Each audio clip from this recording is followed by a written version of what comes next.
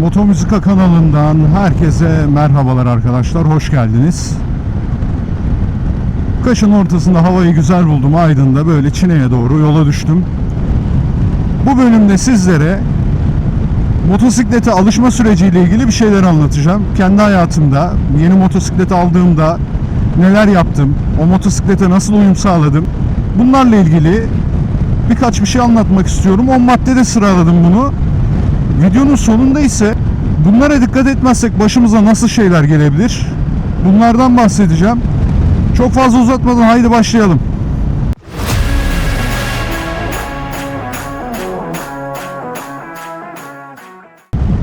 Birinci madde, en can alıcı maddelerden bir tanesi arkadaşlar.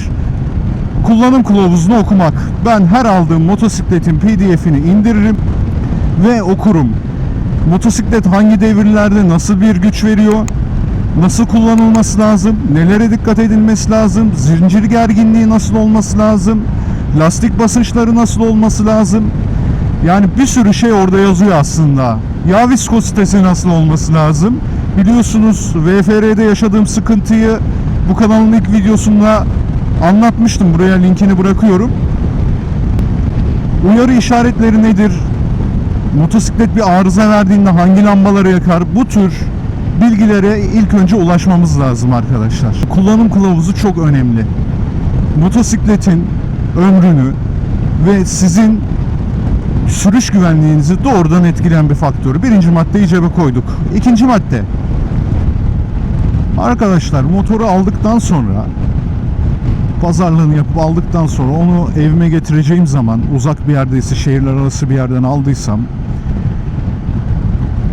öncelikle eğer imkanım varsa yola çıkmadan önce boş bir alanda, trafiğin olmadığı bir yerde düşük hızlarla motosikleti sürüp debriyajın kavrama noktasını çözmeye çalışırım. Frenlere nasıl tepki veriyor bunu çözmeye çalışırım. Motosikletin balatalarında bir eksiklik var mı veyahut da değiştirilmesi gereken bir şey var mı, bunu ustaya sorarım. Akabinde yola çıkarım. Motosikleti ister sıfır alalım, ister ikinci el alalım. Şimdiye kadar benim hiç sıfır motosikletim olmadı. Hep ikinci el aldım ama dikkat ettiğim bir konu var, bir husus var. Mümkün mertebe motosikleti tanımadan sınırlarını zorlamayı denemem. Bilmediğim bir motosiklettir. Aerodinamiğini, fren sistemini, debriyaj sistemini, ağırlık merkezini çözmeden riskli bir sürüş yapmam arkadaşlar.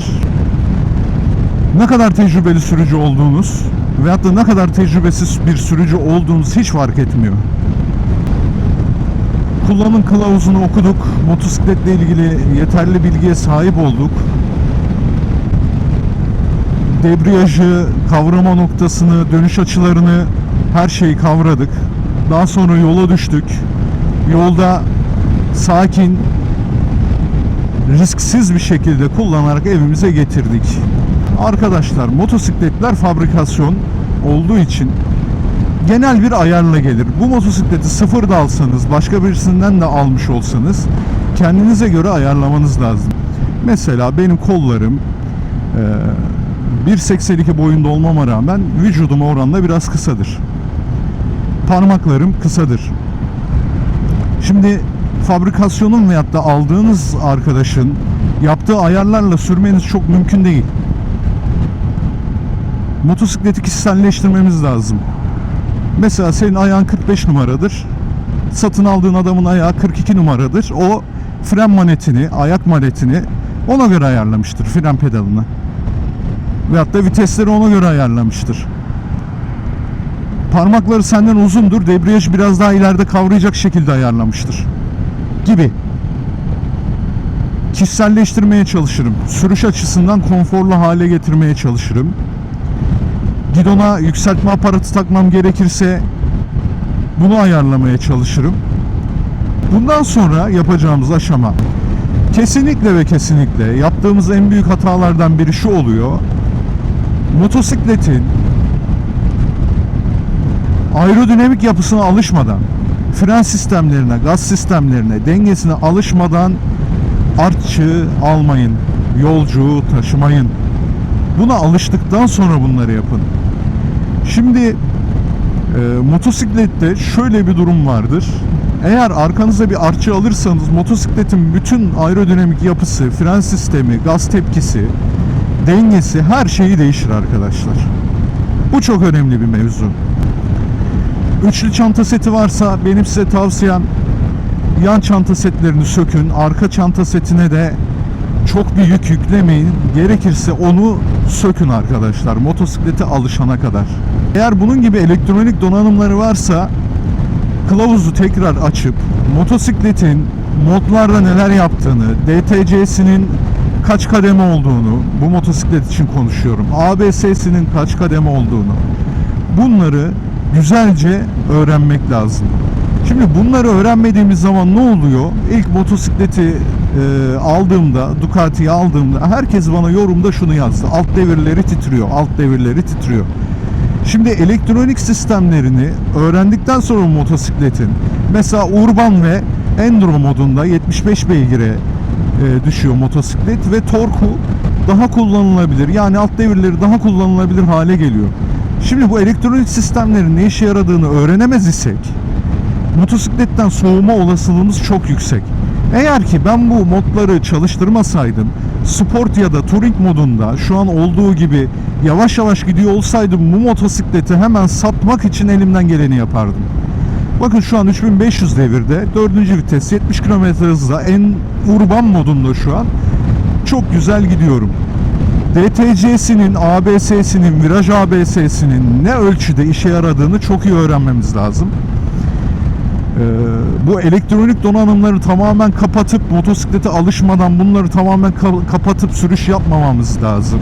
Eğer böyle elektronik donanımları yoksa kaç kilometre hızla, ara hızlanmaları nasıl, bir arabayı geçeceğiniz zaman veyahut da bir tırı geçeceğiniz zaman, sollayacağınız zaman nasıl bir performansı var, bunları güzelce öğrenmemiz lazım arkadaşlar. Bunu kırmızı ışıkta beklerken anlatayım. Bunu amortisör ayarlama ile ilgili detaylı bir video çekeceğim arkadaşlar. Havanın biraz daha güzelleşmesini bekliyorum.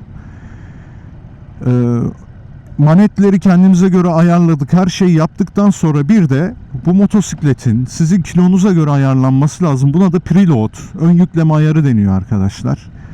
Tabii sürüşlerinizde kullandığınız yollar, nasıl şartlarda gideceğinize göre değişen sönümleme ve geri sekme ayarlarından da bahsedeceğim.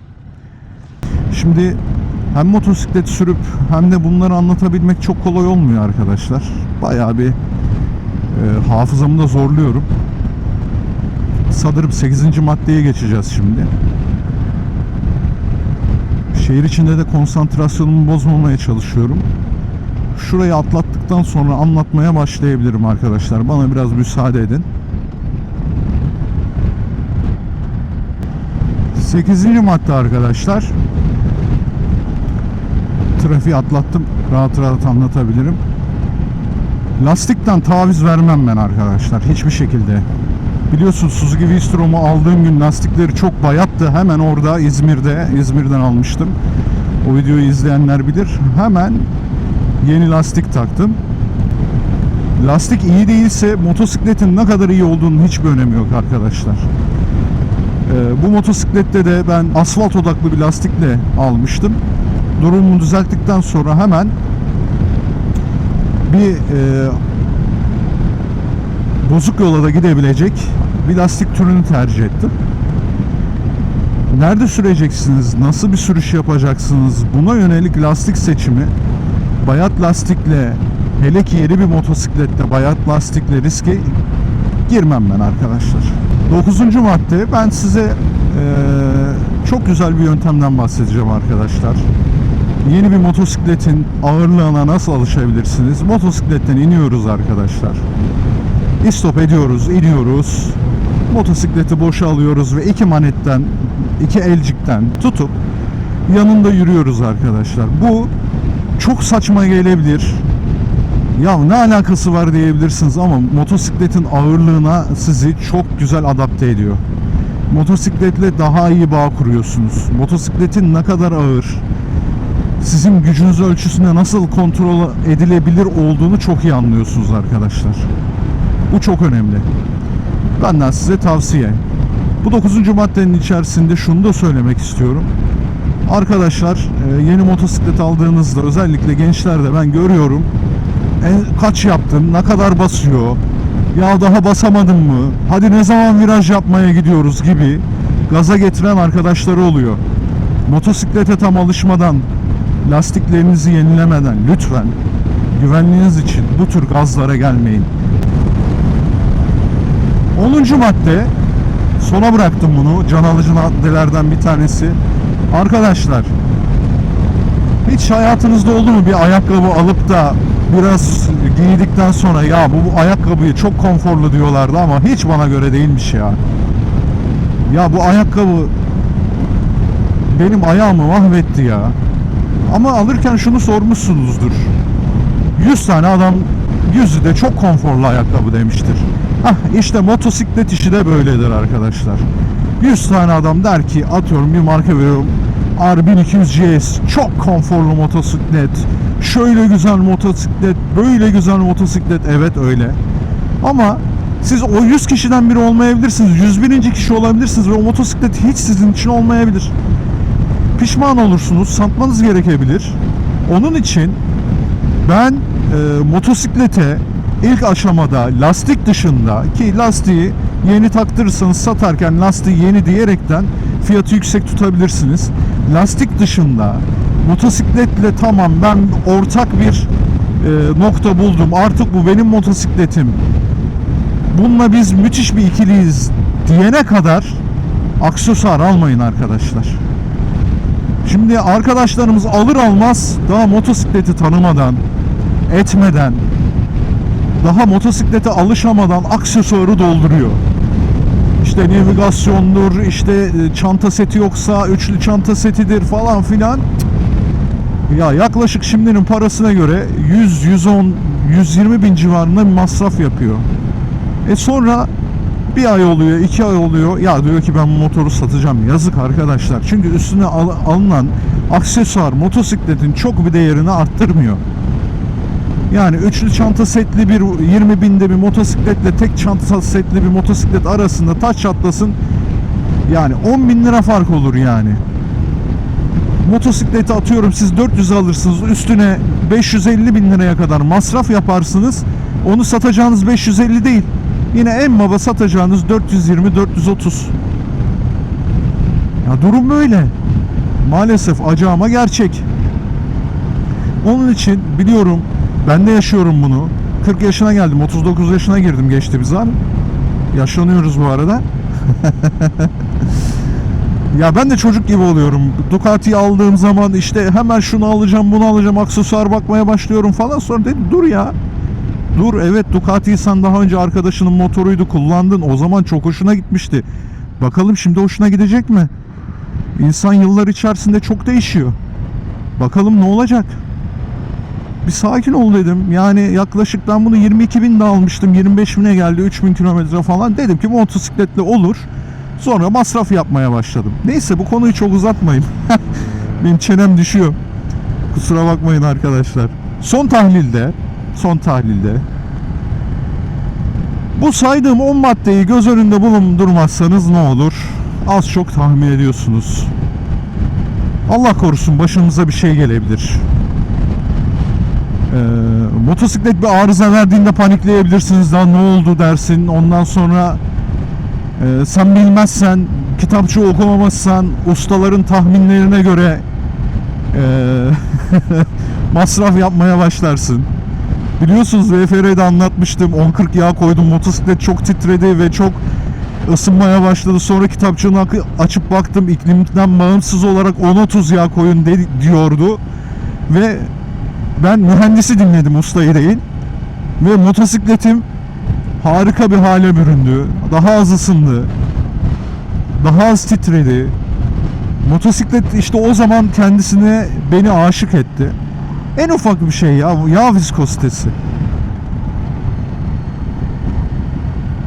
Güvenli sürüş yapamazsınız arkadaşlar. Motosikleti tam anlamadan, dengesini anlamadan, tedirgin sürersiniz. Tedirgin sürmek çok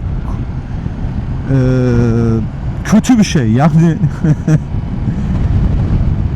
tedirgin sürdüğünüz zaman illaki hata yapıyorsunuz arkadaşlar. İllaki. Bir işi tedirgin yaptığında hata beraberinde geliyor. Durumlar böyle. Motosikletin sağlığı, kendi sağlığınız için hani ya tanımadığın bir insanla yola çıkar mısın? Huyunu bilmiyorsun, suyunu bilmiyorsun, hırsız mı nedir, sapık mıdır bilmiyorsun değil mi? Motosikleti de huyunu suyunu bilmeden birlikte olmayacaksınız. Yani ben hep şöyle söylerim. Ya arabayla motosiklet çok farklı bir şey ya. Geçtiğimiz çağlarda şuna benzetiyorum. Araba at arabası ise motosiklet bizzat atın kendisi. Ya atalarımız bile atla iyi anlaşmadan, onunla iyi bir ilişki kurmadan onun üstüne binip gezmiyormuş, gitmiyormuş. Motosiklete bu gözle bakarsanız yani tabii maddiyat, maliyet çok önemli. Yedek parçası,